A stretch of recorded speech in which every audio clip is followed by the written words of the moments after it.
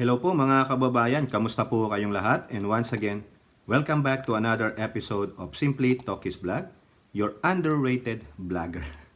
Mga kababayan, ang pag-uusapan natin ay itong mainit na dalawang pinagtatalo ngayon. No? Alam niyo naman kung sino yan, si Speaker Martin Romualdez at si VP Sara Duterte. Pero bago po yan, i-flex ko lang po itong Haya Nature Resort. For more details, punta lang po kayo sa kanilang Facebook page at ganun din po tayo magbibigay pugay sa ating mga channel members at mga subscribers, supporters ng ating channel. Maraming salamat po and may God bless you all. So eto na nga po mga kababayan, no? Alam niyo naman siguro yung the dark cloud surrounding these two camps, no? Yung isang kampo, inaakusahan yung HOR na ganito, alam nyo na, yung ano, alam niyo storya niya, pinag-aaway po talaga, no, itong dalawa. Pero yung dalawang pinag-aaway, tahimik lamang. Sino ba yung buka ng mga bibig? Di yung mga supporters nila. Sila ang nagsisiraan, sila ang nagbabangayan. Because of what? Of the first one is yung CIF ng OBP at DepEd na pinamumunuan ni Sara Duterte. Tapos, binalikan naman sila, no, bumalik yung mga kaalyado ni Duterte sa HOR. Tinira si Martin. Ilabas daw yung libro ng kanilang mga expenditures, yung kanilang mga PIDAP, lumamon pa sila ng pera. O ganun. Now, eto ang siste, no? Background natin, nag-give up na, nagpaalam na ang inyong VP at DepEd Secretary na ayaw ko na ng CIF. Don't give me that. Kaya nga, di ba, pinanginindigan niya, sinabi niya na we can live even without CIF. Pero kung meron, di ba it's better? So therefore, makakagalaw siya. CIF lang naman ang tinanggal sa kanya na 625 o 650 million pesos combined, ha? Now, yung budget niya nandyan, aprobado naman. Walang problema, di ba? So, yun na yun, tapos na. No, wala na yan. Ngayon, nagsalita po si Speaker Martin. No? Hindi po sa issue ng tirade ni dating Pangulong Duterte ninyo, nung mga kasamahan niya, no? Kundi po, ayan po, tingnan ninyo, sa headline ng Philstar Global, Speaker, hopeful of mending fences with Dutertes. Na? Umaasa pa rin itong inyong speaker. Alam niya yung drama. No? Masakit din yan sa loob niya. No? Kumbaga, bilang tao lamang, no, masakit yan na ikaw na being leader of that legislative branch. No, one of the legislative branch, akusahan ka ng mga masasama na sa totoo man, hindi naman ninyo ginawa. Because of, it is your doing your mandate. Mandato naman talaga nilang magano ng budget, no? At sinabi naman ng VP ninyo na she can live without that. I can still do my function. O di po ba? O yun, nagbigay ng masasamang salita, masakit po yan. Itong pasad niya na nagtatrabaho siya, pero deep inside, masakit yan. Bakit? Sa akin pong opinion, kung hindi man tinuturing na parang kaibigan niya si Sara, turing niyang anak si Sara. Masakit yan eh. Kasi di ba inalagaan niya, nagsama sila doon during the campaign, tinanggap nila, open arms. Tapos biglang kumala si Sara. Alam niyo naman siguro. Yung parang prodigal daughter. As analogy lang yan, huwag kayong magagalit, ha. Masakit po yan kay speaker. I don't know him personally, kung ano man, mabait man siya, masungit siya. Pero that's how it feels. Nagkasama kayo eh. But alam mo na, outside forces, no? At saka naman tong si VP Sara Duterte, masyadong matabil din ng dila because of the word tambalos-los. O yun, nagkaganon-ganon na, masakit yan. Kaya ito sinabi niya, he is hoping to mend fences. Kumbaga, nawasak eh. Because of yung mga outside, yung mga gatong-gatong, di ba? Yung panggagatong ng iba kasi yalo pang sumira. No? Yung BP ninyo, Kumbaga, nagsabi man ng konting pasaring pero tumigil. O, yung huling-huli niya, di ba, sabi niya, ang hindi naniniwala ba yun sa CIF ay kalaban ng bayan? Well, that's it.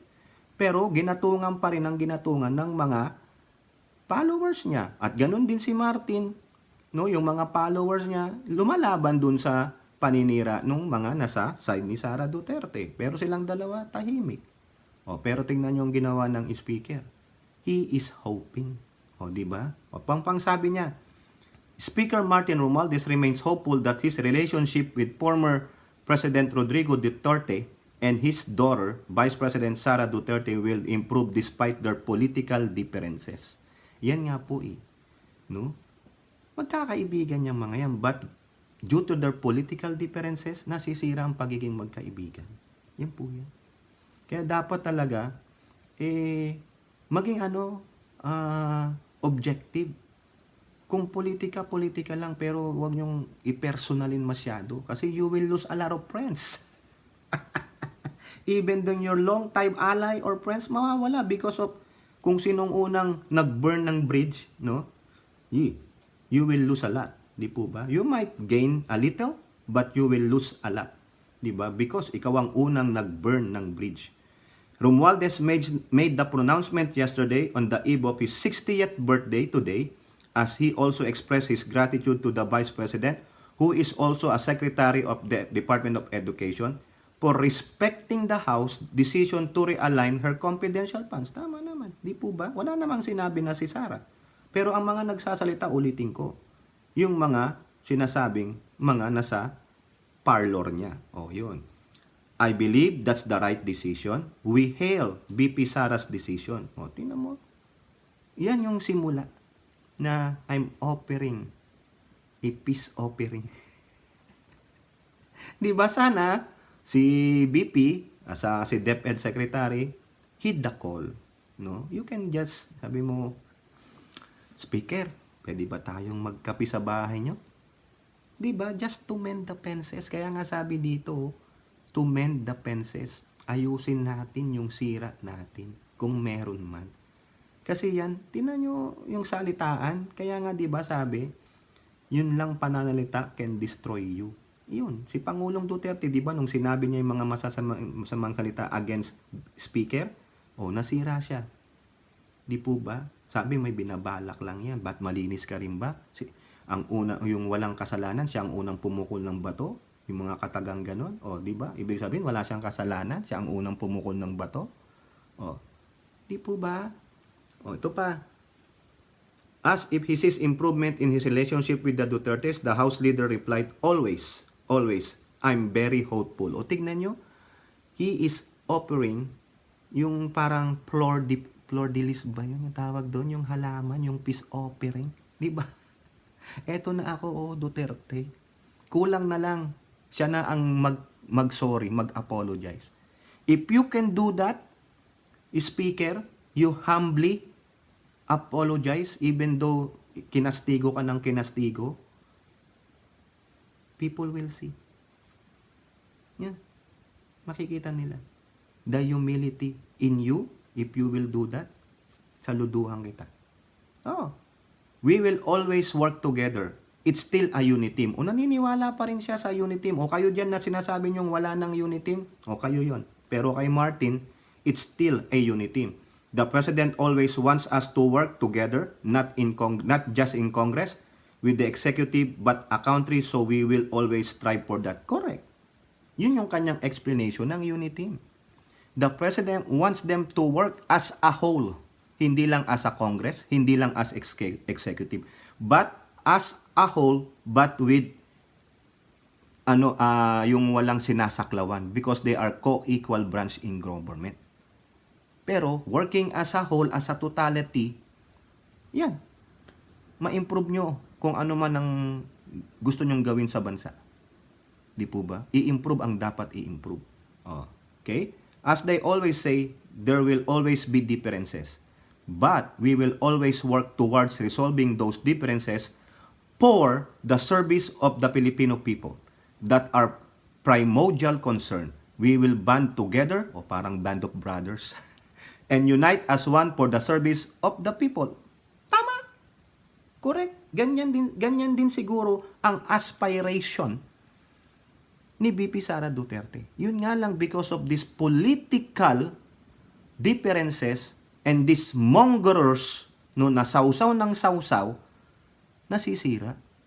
Kayo po, yung mga mongerers dyan, yung mga sausaw ng sausaw, isa kayo sa gasolina na nag-udyok pa dun sa apoy na lalong lumaki.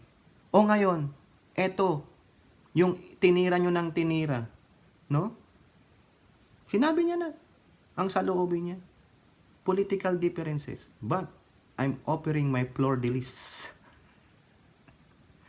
Di ba? Ano pong gusto nyo? I will come. So, kung sasabihin ito, I will come if you will call for me to talk about it. Yan si Martin. Di ba? Nakakagaan ng loob yan. Wala kang, kumbaga, at the end of the day. Di ba sabi nga nila, pag mag-away kayo mag-asawa, huwag yun nang paabutin ng gabi. Kasi hindi kayo makatulog niyan. Masamang loob ninyo. Di po ba? Siguro ito si Martin, ganyan din feeling yan. Alam niya, mahal na mahal niya si Sara. Ganon din si BP, mahal niya si Martin. Yun nga lang, kasi itong mga mongrors na ito, no, ayaw nila nun. Parang merong isang yung dark matter. Ang hirap banggit. Yung dark matter na ayaw silang ganon, yung magnetic force. No. Ganon. Yun yung negative polarity. Kung ako sa inyo, Martin, no, talaga sabihin ko, ulitin ko, saluduhan talaga kita if you will just call BP and die. Alika, gusto mo magkape? Usap tayo. Sama mo si tatang mo. Yun. Tapos, usap na lang. Yun niya. Wala naman po. Sir, ganito lang po for the service of the Filipino people. Yung mga future ambitions, saka na lang po yan. Napag-uusapan naman po yan. Di po ba? This developed as he expressed his deepest gratitude to the House personnel, including congressional staff, for their hard work and dedication to duty, saying they are the Chamber's principal strength. We recognize that our greatest asset is not the walls that surround us, nor the laws we pass, but the people who work tirelessly to uphold the pillars of our democracy. Your hard work, dedication, and resilience are the driving forces behind our remarkable achievements. Let us continue to work hand in hand with integrity and commitment as we steer this house towards greater heights. Tama. No? Kahit dito, yung iba kasi dyan sa mga kampo ng nila Duterte, sabi, makakampi na siya ng mga leftists, ganito. Ayan po ang democracy sa bansa natin. Ako din, ayaw ko niyan, makabayang black, pero it's part of democracy, nandyan sila. No, niluklok sila ng constituent nila. Nabubulol naman ako dito. Ng mga nila, kasamahan nila, wala tayong magagawa dyan. We just enjoy the freedom that we have as parang sila rin, di po ba? Kung may mali sila, batikusin natin. Di ba? Ngayon, yung sinasabi po ni Pangulong Duterte at nung iba pa nakaalyado na yung tungkol sa audit ng HOR, no, mga budget nila, ito po, lumabas po ito sa Manila Bulletin noong November 11. Sabi ng COA, House of Representatives keeps clean audit report for 6 years ending 2022.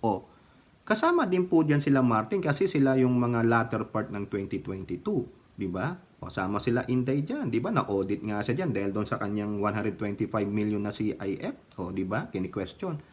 Pero sabi diyan, House of Representatives, they're clean for 6 years. Kasama diyan ng Duterte administration from what? From what year is this? 2017 to 2022. Ito po, sabi nila, for calendar year 2022 and prior years, no notice of suspension, notice of disallowance, and notice of charge was issued. So wala po daw nung tatlong item na yon. Kasi kung meron ka mang isa doon, malamang, baka may erroneous entry ka doon. May mali kang entry lang, kaya nakatanggap ka siguro ng notice of disallowance or notice of charge or whatever. Doon sa 2022 audit report sa House of Representatives, government auditors issue a notice of suspension when a transaction is not supported by required documents. Notice of disallowance is issued if there is irregularity in the spending of public funds, while a notice of charge is issued when revenues due to the government are not collected or improperly computed. Tama pala tayo doon sa sinasabi nating notice of disallowance. Kita nyo yung tatlong differences, dinefine po dito. Ha? Oh. The COA report also indicated from 2017 to 2022, House of Representatives did not receive any Priority Development Assistance Fund. Oh, Pangulong Duterte, wala daw PDAP. Or Disbursement Acceleration Program, yung DAP. Despite allegation that congressman enjoy limitless pork barrel. Oh, wala po. So, ano po itong sinasabi ninyo? Baka hinahanapan nyo yung 2023? Hindi pa po tapos ang audit. Kayo naman. 2022 pa lang yung nakapost doon sa COA. Tinignan ko po iyan. Kaya, Pangulong Duterte, kaya yung mga supporter mo, tama na po yung accusations na ilabas ang MOEE, ganyan. Hindi na po, nag-decide na po, nag-report na po ang COA. Wala po. Ha? O, doon sa mga, supporters ng kabilang kubol, yung bago daw opposition, wag na po, tama na. Nagsalita na po rin si Martin. He's hoping to mend fences with the Dutertes. They can just sit down, talk about their political differences. Magkakaibigan yan. No? Tingnan nyo nga, di ba, noon si Sara, siya nang nag-give in doon nung aalis ang Pangulo, di ba? Ang sarap tignan noon.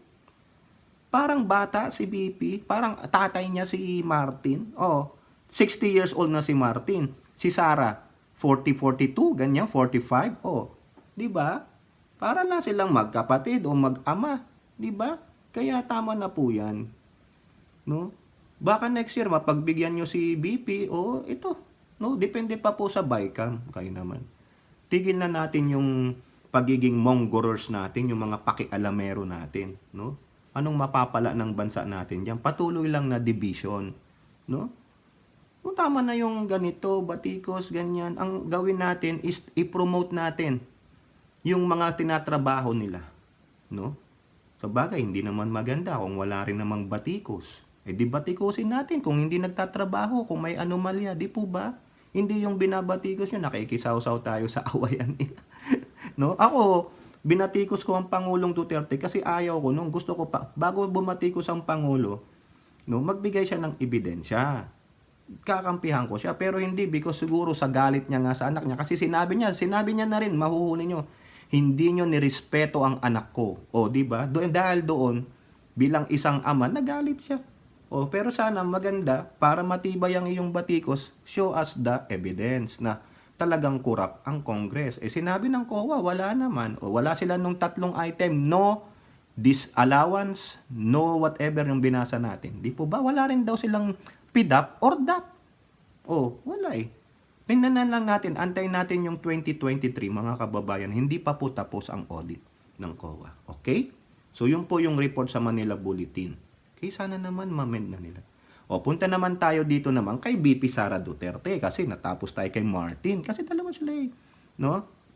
If you can remember, mga kababayan, ito po, BP Sara gives up DepEd's 150 million confidential funds for 2024. So, ayaw niya na. Sinabi niya yan kay Pia Cayetano. Ha? I-recall lang natin dito yung sinabi niya kay Pia Cayetano kasi siya po ang sponsor nun. We are all parents who want to protect our children. Ang seguridad ng mga bata ay seguridad ng kinabukasan ng ating bayan. Nonetheless, DepEd will no longer pursue confidential funds. Now, this is what they humbly request. We humbly request that the funds be realigned to the National Learning Recovery Program because we do not expect good grades for the 2022 PISA results coming out this December. So, ano po ba yung PISA na yan? Ayan po sa babaw, the Program for International Student Assessment o yung PISA is a global reading comprehension study conducted by the Intergovernment Group Organization for Economic Cooperation and Development on 600,000 students aged 15 years old around the world. So eto po mga kababayan, bakit po tayo sumali doon sa PISA na yan, no? Yung tinatawag nilang Program for International Student Assessment. Para po at least malaman natin yung kakayahan ng ating mga estudyante from 15 years old, no? So marunong na ba kayong magbasa, ganyan?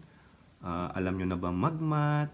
Pero sa kasamaang palad mga kababayan, no, sinabi po ng DepEd, no, dito po sa balita ng Philstar Global, DepEd not expecting good results in PISA 2022. Pero ano po yung resulta nung 2018, nung unang sumali tayo? Ha? While PISA has been conducting international assessment on students' competencies since 2000, the Philippines only joined for the first time in 2018. Performing the worst in reading and second worst in science and mathematics among 79 countries. Ha? Yan po yung sabi. Ha? Nung 2018. Ngayong 2022, the result for 2021 ba yan? Ano? PISA 2022? Hindi din daw maganda ang magiging resulta. So nalaman nila, hindi pa nakaupo niyan si Duterte, ha? Si Sara Duterte, sino pa yan? Si Briones. Nung nalaman nila, sumali sila ng 2018, ha? Nalaman nila yung resulta. 2021 yan. No? After 23 years, mag-aano ulit, ko-conduct ng assessment. Worst tayo sa reading. Worst tayo sa math and science. Ganon tayo kababa. Among 79 countries. Worse. Di ba nga nabalita may mga bata na hindi marunong magbasa pa? Grade 4 na, di ka pa marunong magbasa. Hindi ka makakwenta ng simple arithmetic. Pati science, what you are doing? Anong ginagawa ng mga magulang? Sisisihin nyo ang mga guro? Di ba dapat magulang muna ang magturo? Magulang muna ang tamang gumabay sa mga anak. Huwag nyong iasa sa eskwelahan. Even though ang mga bata nandyan ng 5 to 6 hours, pagdating sa bahay, you have to supplement your kids. Sa bahay, unang nagsisimula ang learning sa magulang. Di po ba? Anong ginawa ni Sara? DepEd to launch reading, math and science program in learning recovery plan. Ulat po to ng Philstar Global noong July 7, 2023. Siguro nalaman nila yung result eh. According to DepEd Order Number 13 Series of 2023, which was published on Monday, DepEd has adopted a national learning recovery program that underscores the need to address learning losses among students caused by COVID-19. Hindi po yan ang dahilan ng 2018. Maski na COVID-19 ka, pwede ka naman sa bahay, magbasa ka pa rin eh. Mag-aral ka pa rin eh. Supplement yourself. Di ba? Under DepEd's Learning Recovery Program, the department will roll out a national reading program, national mathematics program, and a national science and technology programs. The recovery program will also prioritize the conduct of a voluntary learning camp. Alam ko to, nagkaroon sila nito. Nagre-reklamo nga yung mga ibang magulang. Di po ba? So, dapat nyo bang sisihin ang mga teachers, ang DepEd? I-assess nyo muna yung sarili nyo bilang mga parents ng mga anak ninyo. Ano ang ginawa nyo para matulungan nyo ang learning process ng anak nyo? If you did everything in your power and your capability to help or to alleviate the learning process of your kids, and the kid still ganun pa rin, i-push ng konti. Tingnan, umattend kayo, mag-sit down kayo sa klase ng anak nyo. Tignan nyo, i-assess nyo anak ninyo. Kaya kausapin nyo ang teacher ng anak ninyo. Tulungan. It is a symbiotic na parang relationship. Huwag iasa sa academe lang. Katuwang ang magulang. Di po ba? Kaya nga, di ba, yung panahon namin dyan yung mga iba naming classmate na well-to-do, yung may mga pera, nag-aaral pa may mga tutor pa sila. Di ba? Makita mo, may mga learning center, yung mga, ano ba yun? Yung eskwelahan dyan, yung after school, magpunta pa sila dito. Ginagawa yan ng mga Pilipino, yung mga pera pambayad, may mga tutor pa sila. Ganon. Kaso kung wala naman talaga, kami noon, punta na lang dyan sa kapitbahay o sa kamag-anak na ahead sa amin. Pero hindi naman kami tatamad-tamad na gawin yung homework. Sabi sa amin, gawin nyo muna lahat ng homework ninyo, magbasa kayo, bago kayo makipaglaro sa kalsada. Yun po, hindi yung... Sa anon, walang gadget Walang iPad, walang cellphone, walang ang TV. Iba kasi ang panahon, sasabihin nyo, iba kasi ang panahon. Iba talaga ang panahon, mga kababayan. Pero, responsibility pa rin ng parents na tulungan ng bata in any way they can help to alleviate the learning capability of a child. Di po ba?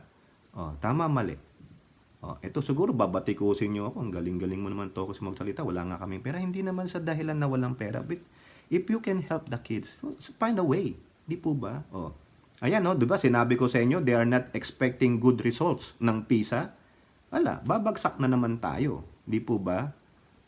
Ito sabi, to be honest, we're not expecting good results. So right now, we're really focused on learning recovery, and that is why we requested that if there were realignments to be made, it should be realigned to the NLRP. Ito yung binasa natin kanina. So they are requesting na sana yung CIF ng DepEd i-realign sa National Learning Recovery Program ng DepEd. Huwag na daw ipunta sa intelligence, diyan sa whatever na ibibigay nila sa West Philippine Sea. Meron naman po kayong MOEE. Nabasa ko po yun nung nakaraang buwan, nung binabati ko siya dun sa House of Representatives, 150 million MOEE, operating expenses. So idadagdag nyo yung CIF, di magiging 300 million. So do you think that will help to the NLRP for the kids? Do you think that will help? No? That will give us a good result for the next PISA assessment? Payag ako. Pero after PISA assessment, walang improvement ang bata, then there's something wrong with your program. You have to think of other ways to help the learning process of the kids. Kasi hindi gumagana. Kahit na ano pang gawin nyo dyan, if the program is not working, you have to go back to the table.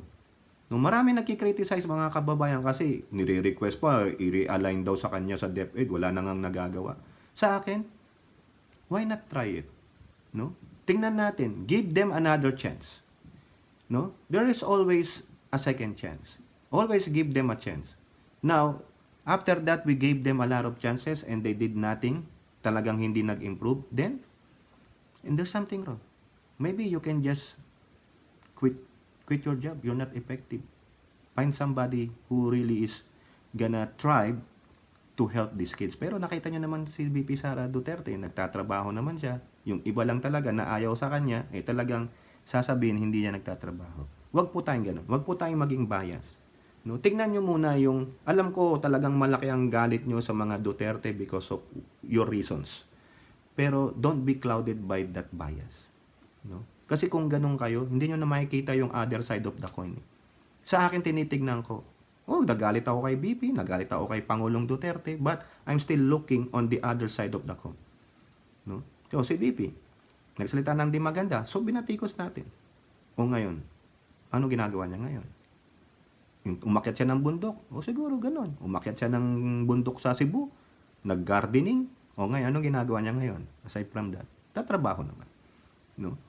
She's doing yung function niya as BP and also a DepEd. Now, sa DepEd, titignan natin kung papayag ang BICAM na i-realign yung CIF niya na 150 million dyan sa kanyang National Learning Recovery Program ng DepEd.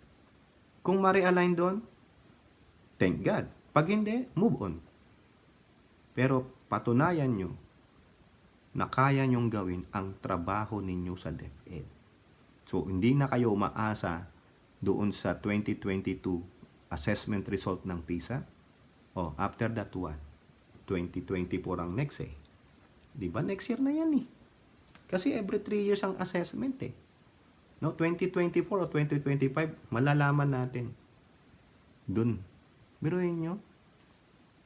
Grade 4 ka na, hindi ka marunong magbasa.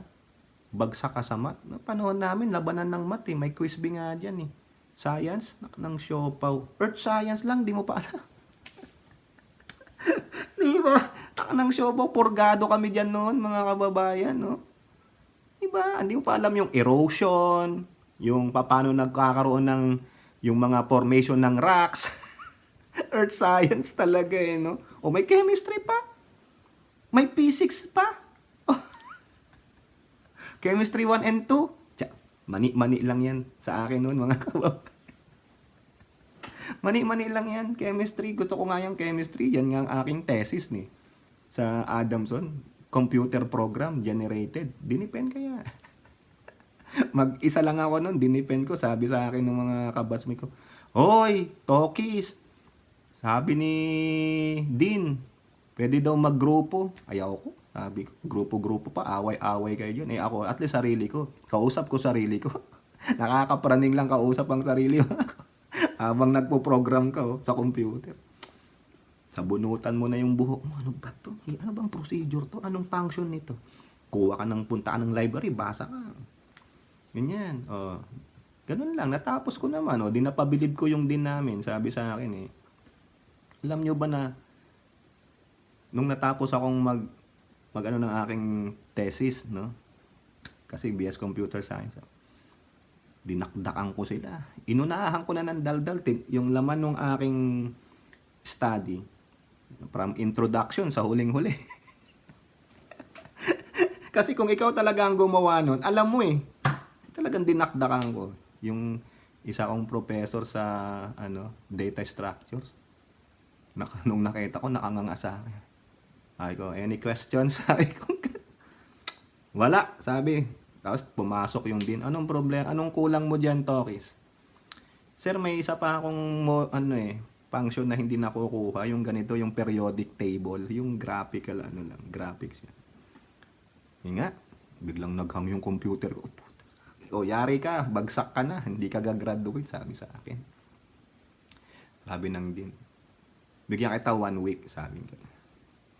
Pag di mo nagawa yan, hindi ka gagraduate ha, incomplete ka. Sabi ko na sa parents ko, gagraduate ako. Ala, tinrabaho ko. Nung nandun ako, sabi sa akin, punta ka dun sa office ni Dean. Pasok ako. Oy, ano na to, Chris? Ito na, sir. Pasok. Sabi ko, teka muna, sir. Pag yung gumana, dinner ko.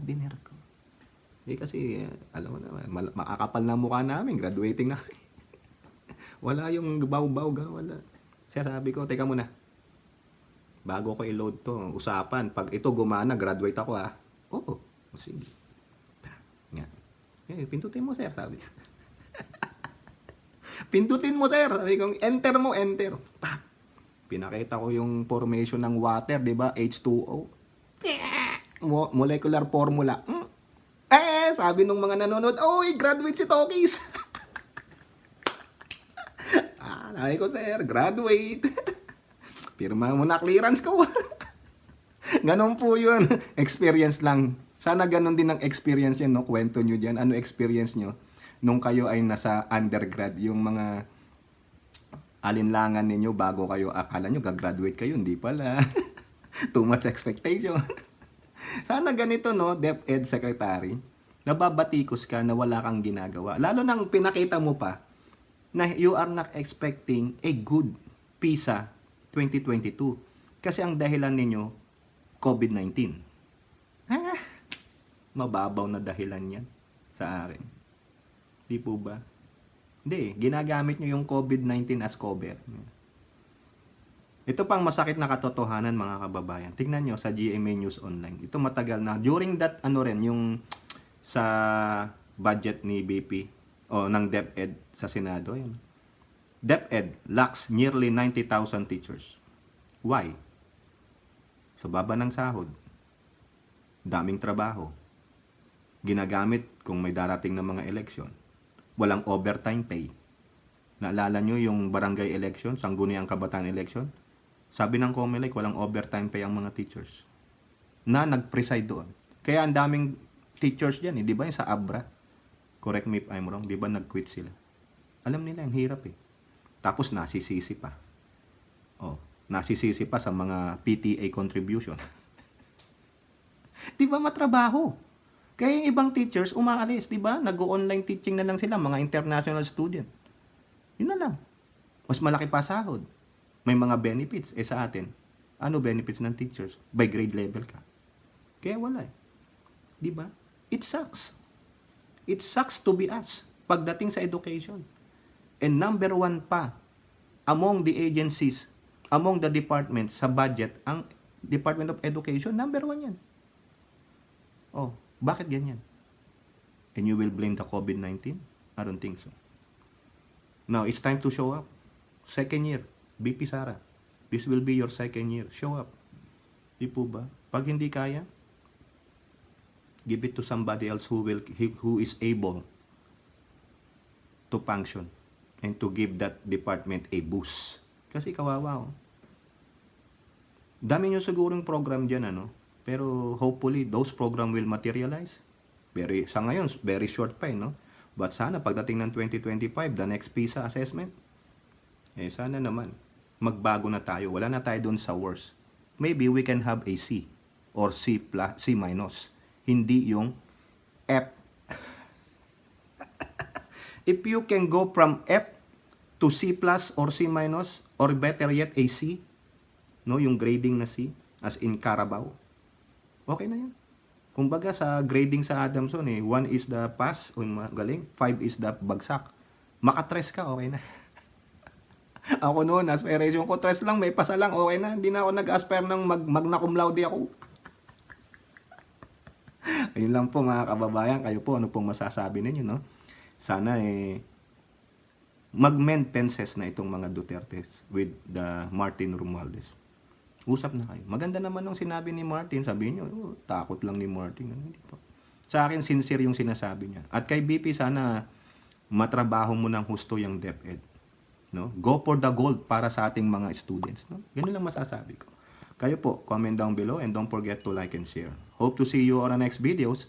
Bye-bye. God bless.